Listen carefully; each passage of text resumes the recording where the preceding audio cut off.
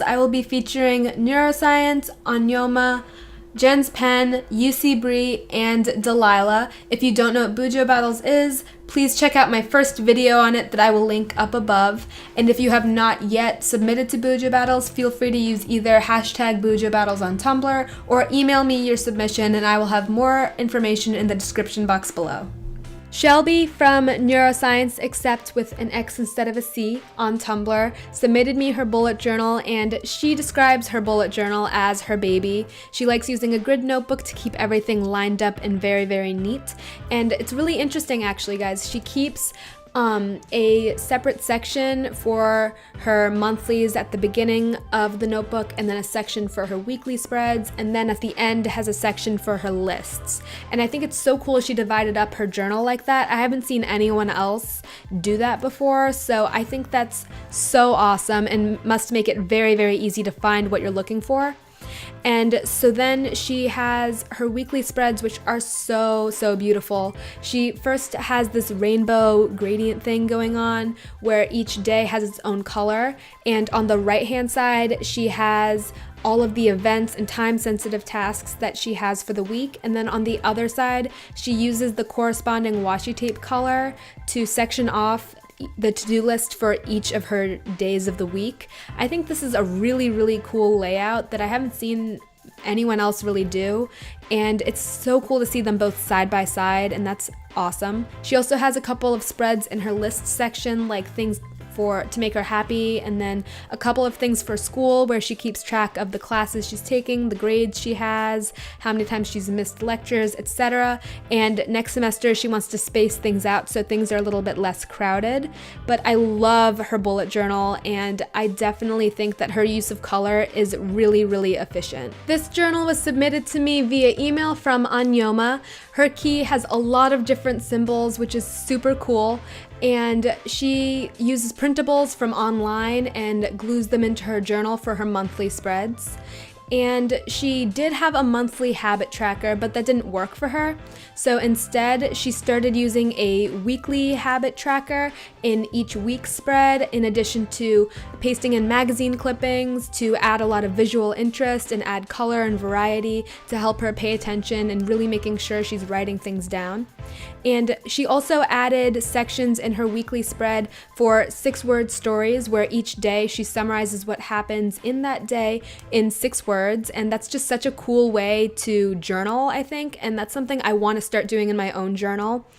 And she also adds sections for upcoming dates, for her weekly habit tracker, which then she breaks down into a daily habit tracker by adding a strip underneath each section of the week, which I think is a really cool idea, and I like how she switched up her layout based on what she needed to do and find the way that was most efficient for her. Jenna Lee, also known as Jen's Pen on Tumblr, emailed me a submission of her bullet journal, which takes a very structured approach. Her monthly spreads have a goals section, an expense tracker, a place for her monthly budget, and the traditional list format of the calendar where she tracks paydays and other events. And then on the other side, she has a section for notes and things to watch. And then similarly, she's structured her weekly spreads in a really interesting way. She has one side of her journal as the dashboard, where there is a weekly overview of all of the events upcoming, a section for notes, a section for upcoming things in the future, as well as a section for expenses. And then on the right-hand side, she has each day of the week sectioned off, and then she has space for the daily to-do lists or tasks for each day, and having all of those in one place makes it really easy for her to migrate tasks as well. And then she has a lot of collections where she tracks her wish lists or parcel trackers or planning for projects, and I love her style, and I can definitely see why it works so well for her because everything is laid out very, very neatly, and I am such a fan of that. Brienne from UC Bree on Tumblr submitted me her bullet journal, which takes kind of a freestyling approach to it, as her monthly spread is a little more artsy than it needs to be, in her words, but I think it's gorgeous. Her weekly spreads are absolutely adorable. Oh my god, do you see this, guys? She tapes in all kinds of photos and uses washi tape and stickers and lots of color. And if she ever doesn't need to use her bullet journal for a couple days, she'll just skip those few days because she doesn't want to feel forced to use it. And I do the same thing in my planner, where I just don't want to write things down unnecessarily if I don't have a lot going on.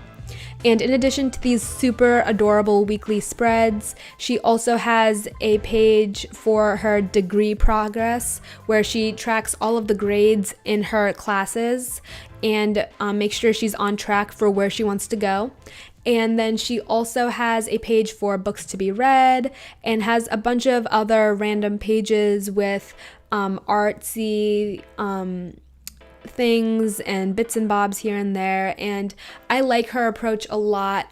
I know it might not work so well for me because I like to plan things out in advance as well as in the moment, but I can definitely see how it works for her, and I really, really love it. This next bullet journal was submitted to me from Delilah via email, and Delilah is a student and takes a minimalistic approach to bullet journaling. So first, one of the spreads is a grade tracker, where Delilah writes down all of the distributed grades in each course, like attendance or quizzes, and puts a percentage of what she needs in order to pass the class. And in addition, she also has a spread for her weekly class schedule and also all of the subjects that she is currently enrolled in. She also has monthly spreads, a yearly overview, and a to be read list. And sometimes, instead of bringing her bullet journal everywhere, she takes pictures of certain pages on her phone, so she can just have those with her at all times instead of taking the notebook with her everywhere. And that's a really good idea. Having a lot of notebooks in my backpack, I know, adds a lot of weight on my back, so I might start taking photos of my planner or my bullet journal and carrying those around with me instead. I hope you guys found this video helpful, and if you did, be sure to give it a thumbs up, subscribe to my channel,